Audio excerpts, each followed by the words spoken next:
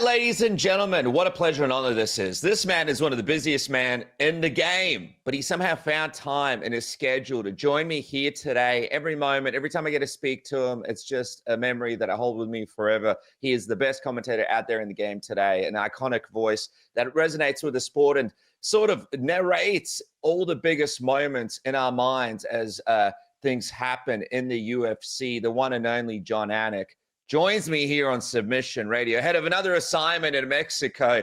Jon Anik, thanks so much for joining me, man. My man, it's always a pleasure. I always got time to chop it up with you. I've been introduced hundreds of times on shows, maybe not quite as big and news breaking or news making as yours, but that intro was, right to the heart, buddy. So it's always good to be with you. We're not playing Guess Who today, but nonetheless, plenty to talk about. So, for those that watched it, he destroyed me. Guess Who?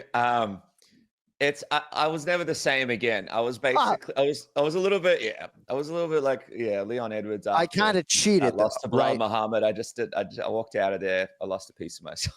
I kind of cheated though, right? Because Khamzat Chimaev was on site. You asked a question. I said, I don't think so. So if I were you, I'd be like, no contest and we should run it back. But I digress. Thank you. You're a kind man. I'm like Conor McGregor in his prime. I don't want to make excuses for myself. There you go. Let me ask you this, dude. Just speaking of Leon Edwards, man, how do you feel about what we saw on the weekend between Leon Edwards and Sean Brady? I think there was, we saw the fans walking out. We saw Tom Aspinall's reaction. He was sitting there. I think for a lot of people, it was like bombastic in a lot of ways. Like he was like, whoa, this is not what we expected here. Like everybody thought maybe like headshot dead. This guy was going to come back. This is going to be the new run. Just to see that, it was a little bit like that Simpsons episode where, the Hamburglar's getting pummeled and it's like, stop it. He's already dead. Like it was daunting for some people, John. There are so many angles to this fight. And not all that long ago, even though Leon Edwards and Israel Adesanya are both managed by Tim Simpson, I was sort of dreaming about a potential matchup between those two, and those were the potential type of super fights that might have been there for Leon Edwards. Now, I don't even know which way to go. I'll start with Sean Brady as a monster, and even if you are not the tap-in type, I think he's going to put a lot of individuals in this division's top 15 to sleep. He's just that good. He looks to me like a future undisputed world champion, but massively disappointing if you are a Leon Edwards fan, and I can count myself among them, right? I understand that his legacy is entrenched, but this is not ideal in terms of the way you want to go out if, in fact, this is the twilight of his career. That's why I, unlike others, think that Leon Edwards' next bout against Ian Machado Gary or whomever is hugely consequential, right? Because you can say what you want about the way he won the title, majestic, right? But maybe his title defenses left a little bit to be desired, and certainly this performance did. There's a championship hunger angle to this as well, just straight desire, right? Like Belal Muhammad and Sean Brady are absolutely obsessed with being the world champion right now, and I think that's reflective in performance. It's never easy as a Leon Edwards to have your contemporaries sort of come together and call you a quitter publicly, or if you're Michael Chandler, to have your contemporaries call you a cheater. Nothing easy about it, but I don't know. I think it's gut check time for Leon Edwards. Either retire or you really go all in one final time, and I don't know if he has it in him or not. I saw some crazy stuff online, man. Like people saying, like, is this the worst UFC champion of all time? Like people have really like gone in on Leon Edwards online over this. It's just crazy how the sport works, where one day you're head kicking and you're the champ and you're the baddest man. And now it's like, oh, blah, blah, blah, this guy. But I guess one of the things I think with Leon Edwards in his career, respectfully watching him, getting to watch him, is sometimes he really does lack the fire, right? Like he's been in matchups where you're like, all right, man, pull that trigger. Let's get this guy out. And then he just doesn't pull the trigger. And then somehow the guy has a moment or lands a shot. And then that whole fight, it becomes about that. Like Nate Diaz is a great example, for example. And then it felt like when he won the title, he kind of found that fire. Do you think that Leon Edwards, after this performance at London, can go back to the drawing board and find that fire again to have that last run against Ian Gary, against other guys in the division? Because the only problem right now with this division, John, is welterweight is like just sharks in a little SeaWorld pool, just ready to eat you up, right? There is no easy fight in welterweight right now. There's no warm-up fights here. It's not like Muhammad Ali or like Mike, like one of those guys, and it's like, here's a little warm-up fight. Let's get a couple of wins going.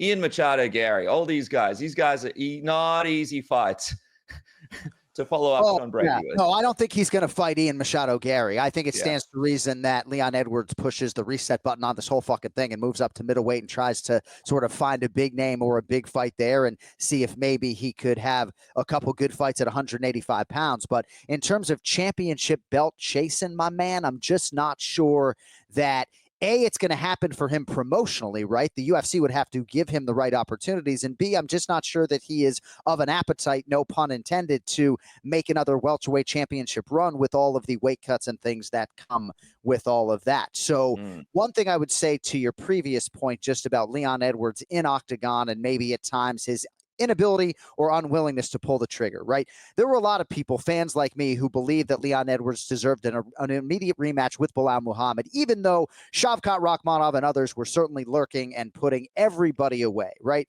But Leon Edwards was not afforded that opportunity as a champion who had defended the belt twice. And I think he was not afforded that chance because stylistically, there have been a lot of rounds that have been forgettable, whether in championship fights or otherwise. And, I don't know that there's any great stain on his record. I think most of these champions who defend the belt are going to go into the UFC Hall of Fame. And I say this with all due respect, D, but I don't even know if Leon Edwards would be of a great appetite to show up to his own UFC Hall of Fame induction ceremony. I just don't know that he's obsessed with the sport the way a lot of these guys are. And I think in 2025, you kind of need to be. It's interesting that you mentioned the middleweight thing. I was just talking to Colby Covington yesterday, and he's kind of like, I wouldn't mind trying middleweight as well. He's kind of like in the same situation too.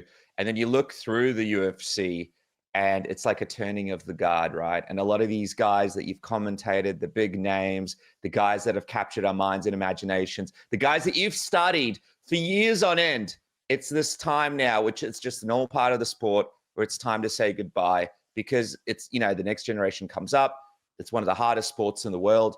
But for yourself, like when you commentate fights for certain people, when you've, looked into people's fights, you spent all this time with them. It's almost like, I guess sometimes feel like a family member that you have to say goodbye to. Yeah. Is it weird? Like, is it strange? Is it strange seeing this massive exodus of all these guys that have sort of captured people's minds and imaginations in the sport? Because it's happening across all the divisions, right?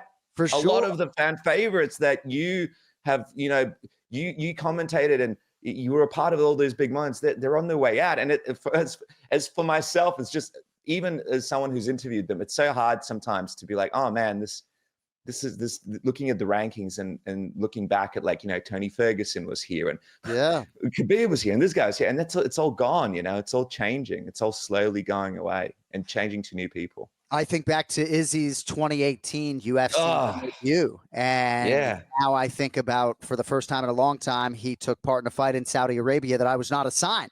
So yes, for sure, I feel that oftentimes these days I find myself in a mixed martial arts setting to be the oldest guy in the room, and I'm actually okay with that. But even when you take a guy like Leon Edwards, and I didn't call the bulk of his career, because a lot of those fights were happening on England, a lot of those fights were not on pay-per-view. It comes and it goes, and it is fleeting to be sure. And when it comes to this division in particular, best of luck to my dear friend Belal Muhammad and everybody else trying to, be the man and sustain and defend, because my gosh, it's a murderer's row, with Ian Machado Gary and Sean Brady and everybody else. Shavkat, of course, that is coming after Jack Della Maddalena gets his shot. We are an embarrassment of riches at 170 pounds. And that's why when these divisions turn over, to your broader point, I'm never worried about which superstar is going to be busting through that door, because somebody always emerges. It just always happens. I think the hardest one for me was heavyweight and light heavyweight and lightweight a little bit, just because there were guys at lightweight that, the Tony Fergusons of the world and all these guys that were kind of like, through the COVID times, really able to elevate the company. Let me ask you this just quickly on Sean Brady. An incredible performance. I feel like this performance erases a lot of that loss to Belal. Like, I think for a lot of people in their minds, they kind of almost forgot about that because that performance was so dominant. But, he does have that loss to Belal. What do you think happens to Sean Brady next? So I think certainly he could lay back in the cut and get a championship opportunity. You can be sure that Sean Shelby is not going to get a lot of phone calls from top contenders wanting to fight Sean Brady. If you're Kamaru Usman, for example, are you of an appetite for that fight? I just don't know. And as we were talking about, ranked, John. He's ranked in the top 10. He hasn't fought in like a year and a half or whatever it is. Well, and Leon Edwards, right? Does he really want to fight Ian Machado Gary? I think it's going to be hard for Sean Brady to get a fight. Now, Shavkat Rakhmonov deserves to be next. I don't know the condition of his knee, but he certainly wasn't ready to go in May. But Paul Felder and I were having a private conversation today over text that I guess I'll bring public. And, we're talking about Sean Brickhouse Brady. And it's like, if I'm Sean, I'm trying to be ready for May 10th in Montreal, if that's the date that Belal Muhammad and Jack Della Maddalena are fighting, right? Health is wealth. Availability is the best thing for you, even as a top contender. Sean Brady certainly found that out, even though it was an abbreviated camp. He still had time to prep for Leon Edwards, but he was not the initial opponent there, right? And crazy things happen in the mixed martial arts world. You got to be ready for your opportunities. Sean was. And I think he needed that initial Belal Muhammad loss to get to this place of confidence that he now resides in. I have said publicly, and Belal in a lot of respects is like family, but I do believe that Sean Brady, it stands to reason, would be the betting favorite in a rematch between those two just because of recent results and the threat of the submission.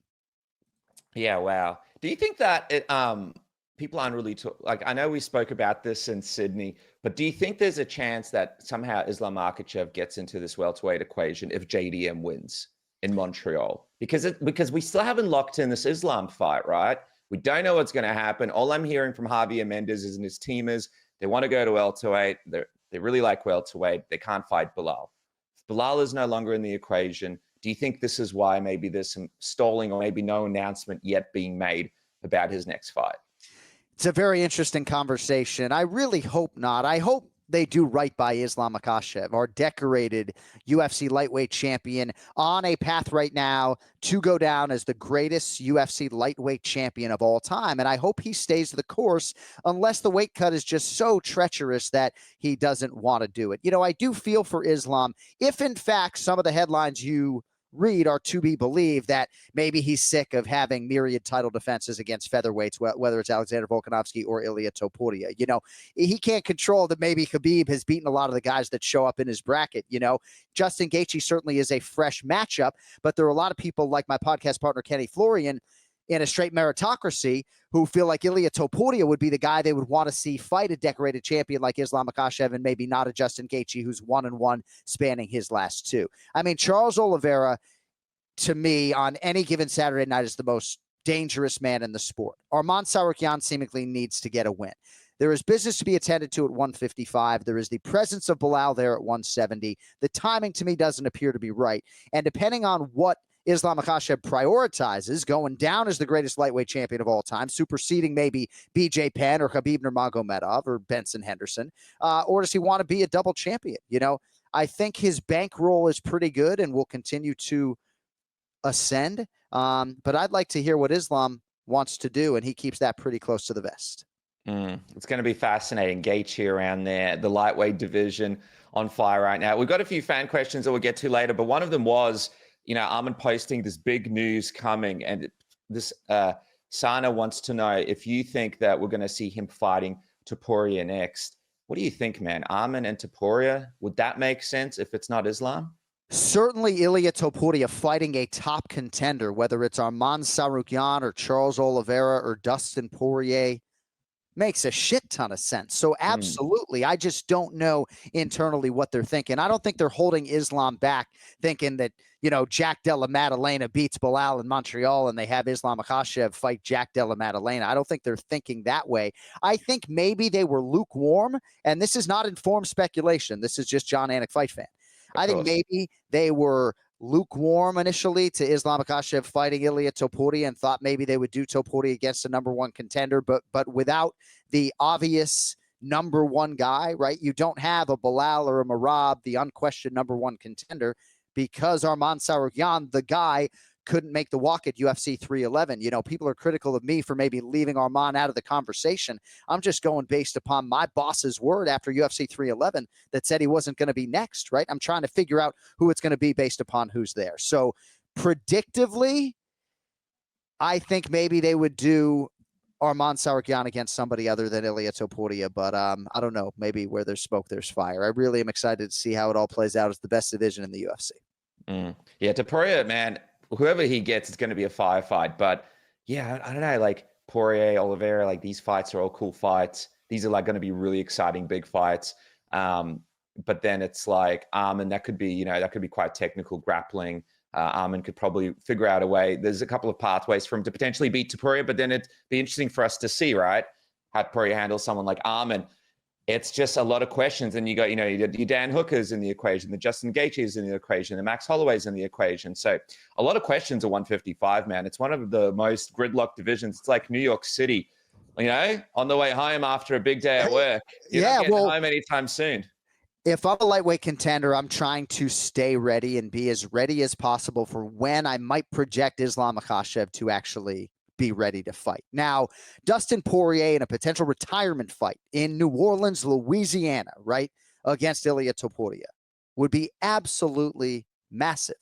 But I just don't know that there's enough upside for the UFC where Dustin to win that fight. Then Poirier has suffered a loss, or Topuria has now suffered a loss, and Poirier rides off into the sunset. So, I'm glad I'm a commentator and not a matchmaker. It's fun to have conversations like this, but, I'm just having fun voicing opinions. I can't affect change, that's for sure. I don't think anyone knows the right answer to us, but all we know is Topuria is one of the last, big stars right now the UFC has as we're rebuilding all these new names. You want to get him busy. You want to get him going. You want to get him in the mix. Yeah. You don't want him to vacate the belt for nothing, because then you might as well have him, defending that belt and getting those pay-per-view buys. Let me just quickly ask you this, man. You spent a really cool weekend at Dirty Boxing. You got to see your brother really kill it over there, do a great job. And of course, John Jones was there as well. What was your reaction? First of all, what was your reaction to the show? Your bro's great work. I guess a lot of people still haven't had a chance to sort of experience it live. What was it like being there live? It was amazing. Some of the knockouts were absolutely spectacular. I do think the rule set is really cool, right? You can strike a grounded opponent, but your knee can't be on the ground. You can throw elbows, 4-ounce gloves. It is truly dirty boxing. And I think if you are an upstart promoter and you're trying to find a rule set that actually can work and entertain people, right? This rule set, 3 3-minute rounds, I think is it. Maybe with Yoel Romero, you would do a main event that is, 5 3-minute rounds. But again, that's a 15-minute main event. So it is easy to ingest. They sold it out Miami, Coconut Grove, Florida. So props to them for doing that. Got to turn the DJ down when Jason Anik's doing the post-fight interview so I can hear him. Otherwise, I'm going to go back to the hotel room and watch the rest of the show on YouTube. But absolutely thrilled for my twin brother. One of the greatest moments of my life to see him in that big moment, get that opportunity to do the in-ring interviews and go in there. And he got to rub shoulders with Johnny Bones and called the fights with Platinum Mike Perry. So even though I'm only 3 minutes older, I'm a very proud older brother, as you can tell. All right, guys, I just want to thank Manscaped for making sure Submission Radio is still around and pumping out the content for you. As you know, there's a lot of costs that go into making the program. Manscaped makes it possible for me to bring the show to you. And what about this? The best grooming tools for men in the world. You go to manscaped.com/submission right now. Get your code word submission, 20% off and free shipping. I want to bring attention to the Manscaped Clear Gold Bundle. Has the cover from cheek to cheek. It's time to weed whack, hedge trim, and make sure the lawn is looking manicured for the season. Because nothing says fresh stuff like a sharp beard, and more importantly, a properly Manscaped lawn. Join over 12 million men worldwide who trans Manscaped and use the code word submission, 20% off and free shipping right now. The beard hedger keeps your beard crisp like a freshly bloomed flower, while the Lawnmower 5.0 also cleans out the underbrush, because confidence grows best with the right tools. You get customizable trimming, the skin-safe technology designed to minimize nicks and irritation. And what about the long-lasting power? Enjoy up to 60 minutes of runtime with a beard hedger and 75 minutes with the Lawnmower 5.0 Ultra. It's waterproof design. Both devices feature waterproof design. And you can get it risk-free now. Manscaped offers a 30-day money-back guarantee. It's manscaped.com. Right now, use the code word submission. Get 20% off and free shipping today. And don't forget to share it on social with us. I'll be sharing all of your purchases through our Instagram stories, so make sure guys, I also want to talk to you about SAILY. SAILY supports the show as well with its beautiful eSIM, one of the best eSIMs on the market today. Don't line up at the airport having to change out your SIM card. If you sign up to these local plans that lock you in for a month at a time, are you kidding me? Forget that. SAILY is so simple. Look at this right now. I jump on the app, I choose my location, I choose my plan, and boom, I am ready to go. You can use one SAILY account for all sorts of destinations. Don't create a new account every time you go somewhere else. It's cheap, it's easy. It gives you the amount of data that you need, and you get an ad blocker on there and threat protection. So it protects you from malicious malware as you travel the world. As you connect to all of these different Wi-Fis, be protected with SAILY. It is the best in the business. And I just want to tell you guys right now, you can support the show and yourself by going online and using the code word submission at SAILY, or go to saily.com/submission, or click the link in the description below. You get 15% off your first purchase. That's 15% off your first purchase. And you guys can try it right now. Go to saily.com/submission now. Support this show. Every single purchase makes it possible for SAILY to keep supporting this program and keeps the show coming out. Even more importantly, keeps you protected in all that travel. So go to saily.com right now /submission. And now back to the program.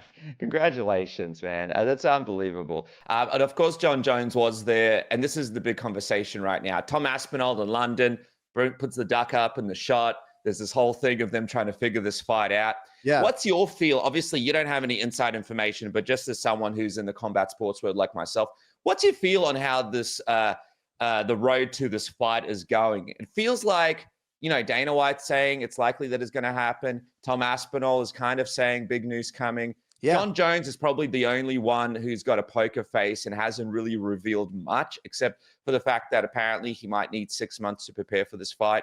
Do you feel like all signs are pointing to a Tom Aspinall-Jon Jones fight actually happening this year? I do think it's going to happen this year. I think it's going to be third or fourth quarter, right? If you were to say, is it going to happen before Labor Day, that first weekend of September? I don't know. I think December in Las Vegas would be my prediction, but I hope it happens sooner than that for Tommy Aspinall. Jon Jones seemed to be in pretty good shape when I saw him. Now, I've been shaving my head for years to try to look thinner, whether it's on television or otherwise. So when Jon Jones has the shaved head, you're going to look like you're in maybe a little bit better shape than you're actually in. But I don't know. I don't know that it's going to be Madison Square Garden again. I think it's going to be Las Vegas. And that's why I'm sort of thinking September or December, just based upon past years. But as you know, nothing informed about my speculation. We're just a professional fan.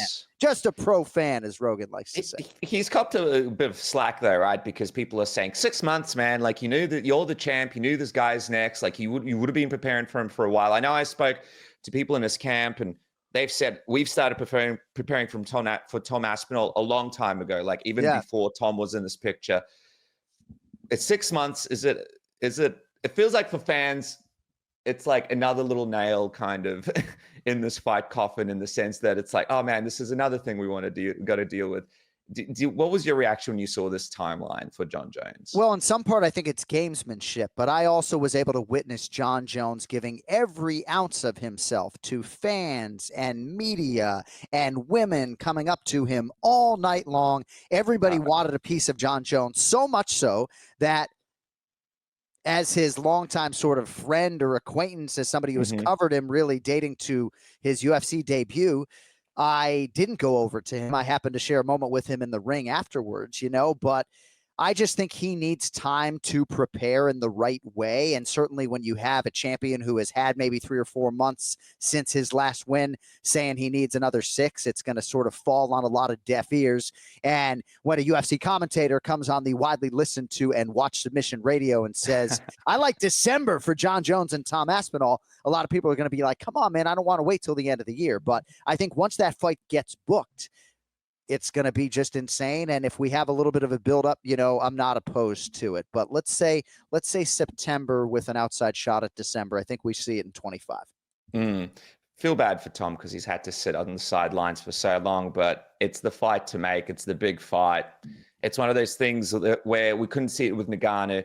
At least we hopefully get to see it with Tom Aspinall. But speaking of Ngannou, I mean, people are talking about, hey, maybe there's a chance Ngannou can make his way back into the UFC. I mean, we've seen Tito Ortiz come back to the UFC. We've seen people with worse beefs with Dana White come back to the UFC. Do you think if John Jones and Tom Aspinall happens, especially for like an Aspinall, if he beats a John Jones, do you think there's a pathway there for the UFC to sort of put things aside and maybe bring Francis Ngannou back to keep this massive, heavyweight run going with another huge fight, maybe between Ngannou and Jones, or Ngannou and Aspinall?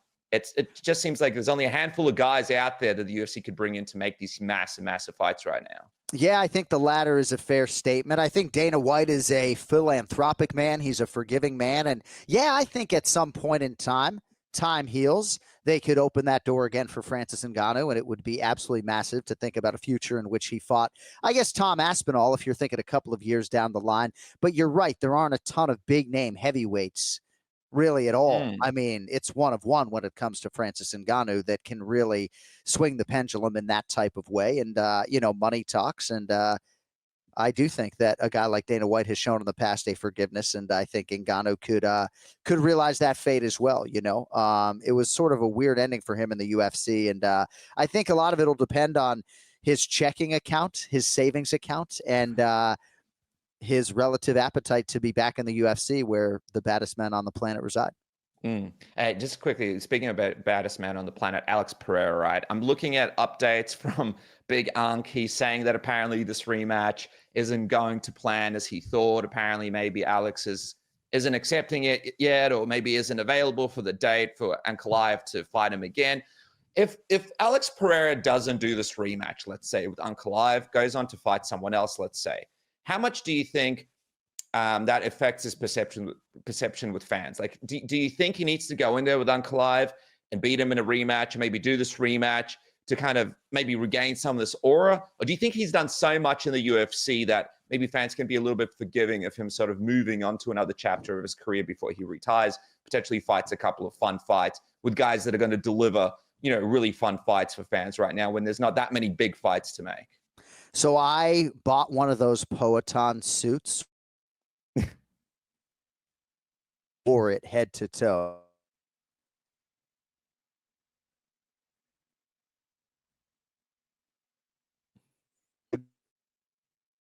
Alex Pereira doesn't have to do anything. He's 37 years old, I believe. The world is still his oyster.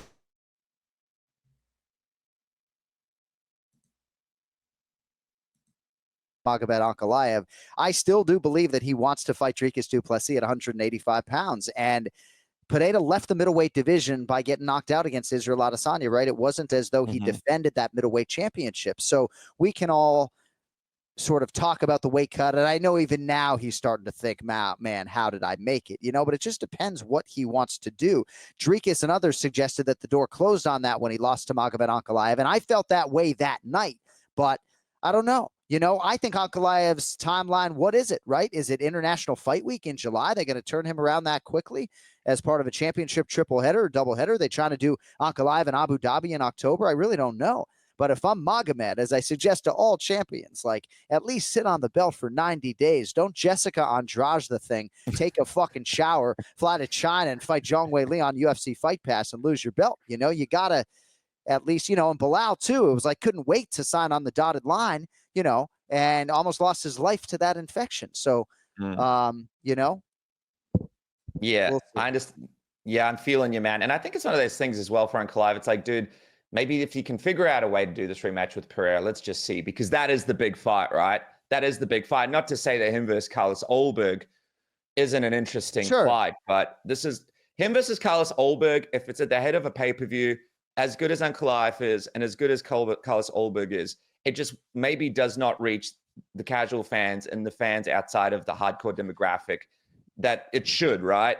And right now, this could be great. 2 wins over Pereira. That can really sort of solidify Ankalaev with a lot of those fans who may not know who he is, even though he is a UFC champion. Yeah, no, a rematch would be absolutely massive for Magomed Ankalaev if he were to be able to beat Alex Pereira twice. And I do think it stands to reason that you might get a knockout one way or the other in the rematch, because I think both guys would be a little bit more aggressive. And I do think in some respects, the fight didn't get the credit that it deserved for sort of its tactical nature. Sometimes at the elite levels, right? I mean, a lot of people were resoundingly critical of Jan Blachowicz versus Carlos Ulberg. And to me, the fight had merit. I think sometimes maybe I'm a little bit too close to it, but I think for Alex Pereira, you have to quantify in your head, will I be better equipped to beat Magomed Ankalaev in October or December versus July? And what exactly was my bandwidth going into that fight? And did I bite off more than I can chew when it comes to media and appearances and training camps in a lot of different places, right?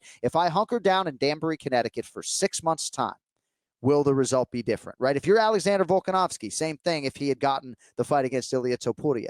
And I don't know that Alex Pereira and Plitio Cruz and Glover Teixeira have that answer. If they think, though, that hunkering down in Danbury, Connecticut and not being in Australia and cross-training and doing all that is going to produce the desired result, then I would imagine that's what they would do on whatever timeline, they can make work for them. Yeah, man, I agree with you. And Ankalaev, one of the hardest guys to fight in the game, makes anybody look bad.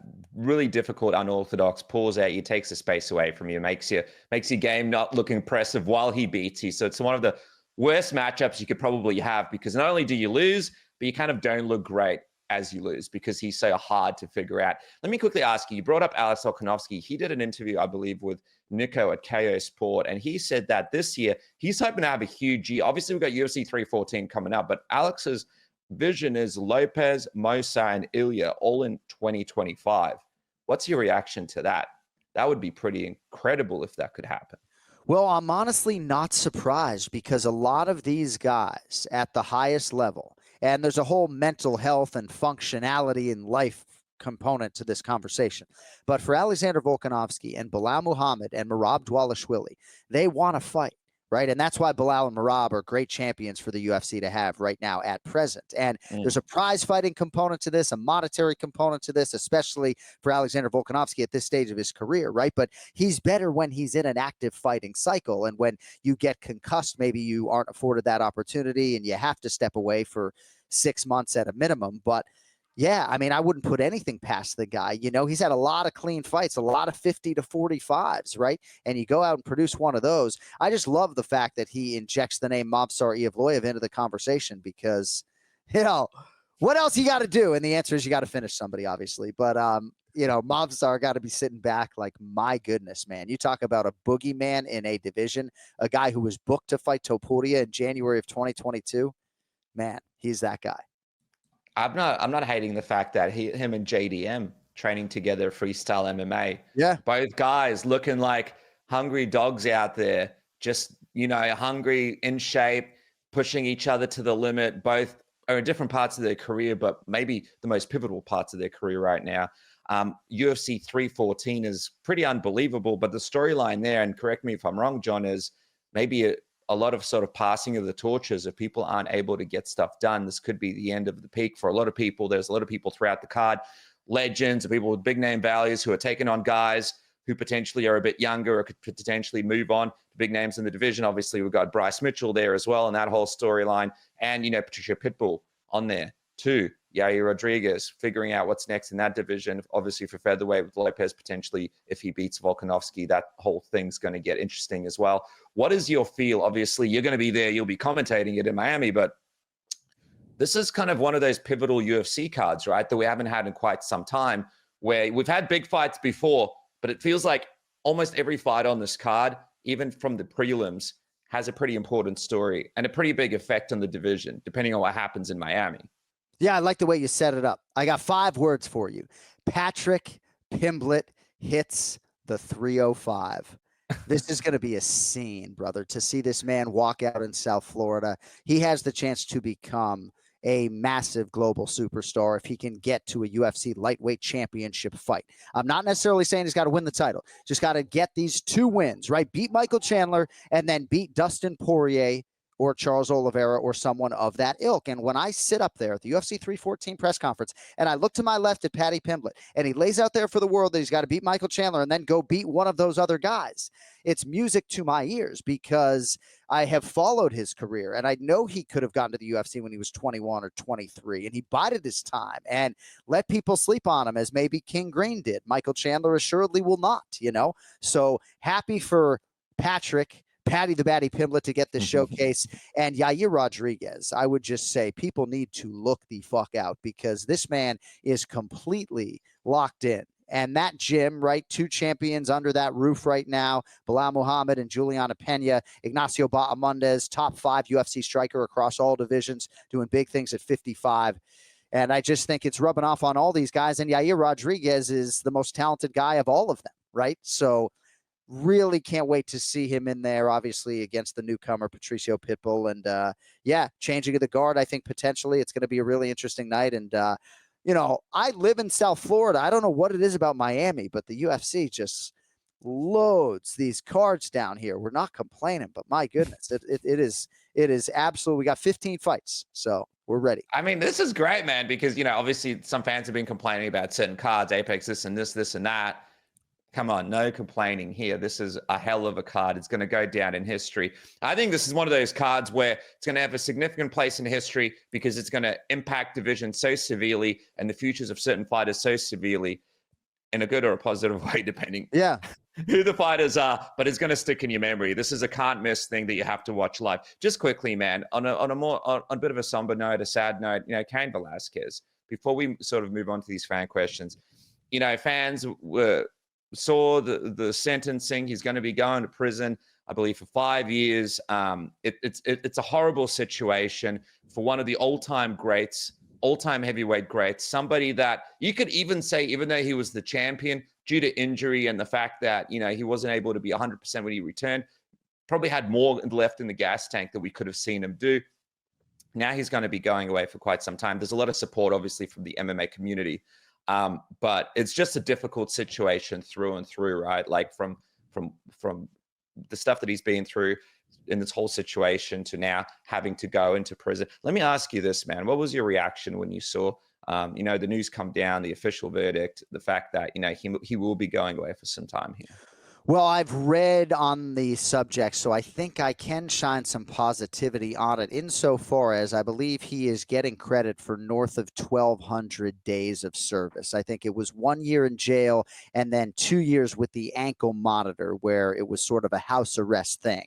I also feel like maybe there's a chance for the sentence to be shortened, either with good behavior. I think there are some rumblings that maybe he's actually not going to be behind bars for nearly as long as that 5-year sentence suggests on the surface. So I think there are a lot of people who think there was a win within this sentencing that sort of feels like a loss, and that, you know, within a couple years, maybe hopefully at most, he's going to be back with his children, which is really an incredible thing. So yes, I mean, I think in that certain situation, I think a lot of us would have flown off the handle. I will say to you, and I tweeted as much today, and you and I are close, right? Yeah. I believe one of the greatest nights in mixed martial arts history is going to be the UFC Hall of Fame induction ceremony at T-Mobile Arena in 2027, 2028, whenever it is, when Cain Velasquez gets inducted into the modern era wing of the UFC Hall of Fame. And the ovation, the standing ovation that that man gets from the MMA community, it's going to be waterworks across the whole fucking room. It's going to be one of the greatest nights of all time. So that moment is going to happen. And thankfully, there isn't some crazy 10, 15-year sentence, right? So, my gosh, man, I mean, I think a lot of us can't wait to, you know, try to figure out a way to get to that jail on the day he gets out and just show our love for the guy who I believe on his best night, Cardio Cain Velasquez, greatest mixed martial arts heavyweight of all time. Oh, for sure, man. And I agree with you. That would be amazing. I really hope that comes together. And yeah, sending lots of love to Cain and his family. Just quickly, man, a couple of fan questions coming your way before we wrap up. I got a question here coming through from King of Violence. Wants to know, what are some of your hobbies and favorite things to do with your free time outside of the UFC and MMA? And obviously says, love you, John, best commentator of all time. What are a couple of things, man? Obviously, you're super fit. You're really healthy. You got a few things on the cooker. You love a little bit of sport and gambling. And obviously, you do the podcast. But what are a couple of things that people may not know about you that you love to do? Yeah, I mean, for sure, exercising does take time, right? And you got to shower afterwards. I don't get to play as much golf as I would like because it takes like 5 hours to be out there. And I do get frustrated. Twice in my life, I have broken golf clubs over my thigh. But I have 3 kids. They occupy a lot of my time. You know, there's nothing more intense than when your kids are taking part in sporting events at whatever age for me. So I enjoy that. But yeah, I like to play pickleball a little bit. I like to play tennis. I like to play basketball, which is sort of an injury waiting to happen. But yeah, I mean, I like to bet on sports. Like if I do get a random afternoon, I would like to do research and try to continue to work on my craft so that maybe one day I can be a professional sports bettor. You never know. Yeah. I love that. By the way, I love there's that guy online, I think Matty Betts or whatever. And he's like every UFC card, like making like 40 grand here, 50 grand. I'm like, wow, man, this guy is crazy. So there's a real art to it. We've got a question here from Wise Guys. Really enjoyed Jason's work at DBX1. And it seems like the Anik bros have talent on the way the Buffer bros do. We spoke about it before, but what did you say to Jason in advance to DBX? There's a silly question about martial arts and the Anik bros have an advantage over the Buffer bros. There's no need to talk about that. But yeah, what was the advice that you gave to Jason before Dirty Boxing? And is it kind of cool that it's kind of like you guys as brothers are both sort of killing it in this game? Very rare. Very rare. It's crazy because I'm so close with Bruce Buffer, and we've had all these conversations about Bruce and Michael Buffer. And there was a time when I actually tweeted when I was at ESPN and I didn't even know Bruce. I tweeted, Bruce Buffer is greater than Michael Buffer. And it actually got the UFC's attention at the time. So really, okay, never once could I have imagined this. It's like truly a dream come true. And to see that fan acknowledging Jason's work certainly means a lot to me. I didn't really have to tell him a whole lot because, as you can probably imagine, we've had so many conversations about broadcasting over the years. This has been my harshest critic for my 20 plus year broadcasting career. So he has fine tooth combed and scrubbed my entire body of work, right? He remembers when I was sort of unceremoniously demoted from doing post-fight interviews with the UFC. And I just got the chance to do them for the first time in 4 years, you know? So he had the chance. When were you demoted? I don't remember that. Did they demote you? So I did them for about 9 or 10 years, and then you did, And then I received a phone call that said I wouldn't be going in there anymore. And then recently I got the chance to do them for the first time in 4 years. So I was very excited about that. But Jay has had a lot of time to sort of watch me do that and know what to do. He didn't go through the ESPN question formation workshops that I did in terms of, right, like being classically trained to go in there and figure out how to not ask yes and no questions. But I really didn't have to tell him much. He's got a musical theater background, so he does have a performance background, and hopefully he can take this thing to the fucking top. Yeah, man. So many opportunities. I want to see him back. I want to see him doing more work. There's so many great leagues out there that I think he could really make a big splash on. And obviously on the podcast, he does such a great job. Hey, just quickly, by the way, before I go to the next comment from the fans, with his boxing, with the Zuffa Boxing, have you heard much in terms of like, will you be commentating any of the boxing? Have you heard anything come down the line about that? Or will that be like a separate sort of team that does the boxing from what you understand? So I don't think they'll call my number. My boss, Zach Candido, did ask if I was interested. And so I think I was part of a stack that maybe would be presented to the decision makers, but I don't know. We'll see if the schedule allows, if they would even be interested in my services. But yeah, when probed, put me in, coach. Dude, I would love to see you do it. That's what I mean though. Like I feel like that's what boxing's missing. You in there doing your thing. You know what I'm saying? Buddy. And speaking of that, dude, I just wanted to put this in. This guy really wanted me to put it in. Anik, I met you in Sydney. You're a legend. You went out of your way to come over to us, and I appreciate it so much. So just a fan saying how much of an impact you made on him just by taking some time. And I know you're always taking time with fans, man, but just wanted to give that to you because, it means so much to so many people out there when you do that. So one of the good guys in the game. And before we wrap up, man, the new app, right? So I joined up to the Jon Anik app, which is a fantastic thing. I encourage everybody to go out there right now, get the app. I'm going to put the link in the description below so you guys could get it today. And basically, this is unbelievable, man. And when I was watching the UFC as a fan, I wish I had something like this. People are able to connect with you in a whole new way. Like you sign up to this app, they get to see special updates from you. They get an opportunity to ask things in the comment section from you. They get an opportunity to go behind the scenes with you. It's really kind of a really awesome way for fans to really feel like they're connected to you and these big fights in a special way that's not out there.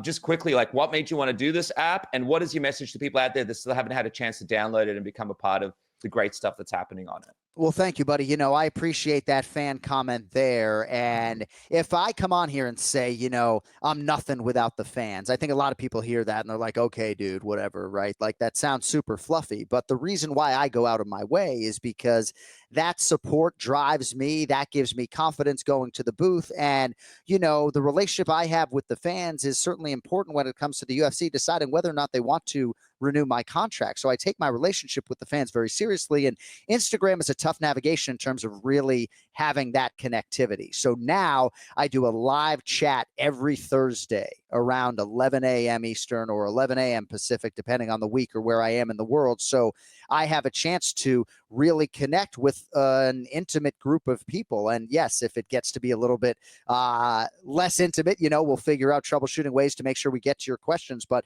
yes, behind the scenes content during pay-per-view weeks, I could blast that out on Instagram to the world. But I think there are a lot of people who really appreciate this content. It's what they live for. They're obsessed with the UFC like Belal Muhammad, and just trying to create that little sense of community that maybe doesn't always exist on social media with all the clamor. So appreciate it. Soft launch was March 1st, and yeah, a lot of behind the scenes things coming up for UFC 314 in Miami next month. I wanted to see you join OnlyFans, but I guess this will have to do. Hopefully there's some nudity Dude, down. maybe I'll do some workouts in my boxers on OnlyFans. Hey, here we go. Now the subscribers coming your way. Are you wearing pants right now? Of course not. But I never wear pants, you know, in my own house. It's well, so because I was going to put on the Powhatan suit today for our interview, and I didn't wear the suit because I thought it would be a little bit warm. I'm a sweater, and so then I was taking the Powhatan pants off, if you can believe that, and I was just in the boxers, and I was like, maybe this will be the first interview that I ever do, global pandemic or otherwise, where I'm just wearing underwear. I wish I could stand up and just be in my underwear right now, but alas, I'm wearing workout pants. I don't know what to tell you. Okay. Are these like cool boxes? Are we wearing something special here for me? No, straight black. Straight black. 100% cotton. Yeah, I thought it was like a nice thong or something, but I'll accept it. I'll accept it. And I feel like I made some history here. First interview with you with no pants on. This is going to live on my wall right here behind there. I'm going to print off a little picture and just create something out of that. But in the meantime, in between time, guys, make sure, of course, to check out the great podcast, the app. Sign up today. Make sure you share it with us. Jump on the experience, share it on Instagram. I'd love to see people join this app. And of course, man, UFC 314 around the corner this weekend. You're off to Mexico. As we wrap up, what are you expecting from this main event? This is a pretty crazy main event. It's kind of like slid under the radar a little bit, but Steve Erceg, bro, one of the pride and joys of Australia, stepping in here. A lot of questions to be answered. Fan-friendly fight. Yeah, I was diving in today, man. It's really interesting. Brandon Moreno's UFC winning percentage is 58%. Has there ever been a better fighter with a UFC winning percentage below 60%? The former two-time UFC flyweight champion, future UFC Hall of Famer, with the 2 draws, a lot of split decisions. I think he's like 10-5-2 or something in the UFC, whatever it is. He's one of the best pound-for-pound fighters in the world, and Steve Erceg looks like he's in the best shape of his life. I think Steve Erceg is a little bit pissed off with 2 straight losses. He came within a hair of beating Alexandre Pantoja. I watched that fight live. I thought he won 3-2. Upon further review, maybe he lost 3-2. He felt like he lost 3-2. But my gosh, he was on the cusp of a world title. Now he's staring at 3 straight losses. If he can't produce as an underdog this weekend, take me to Mexico City. We'll see how my lungs do at altitude. But you're right, man. This main event is fire. The main card is fantastic. And I'm glad they called my number. 3rd time this month, baby. Let's go. That's right, man. Mexico, always special when it happens, even more special when you're on the broadcast. Jon Anik, thank you so much, man. I really appreciate you, man. You're the man, buddy. Anytime.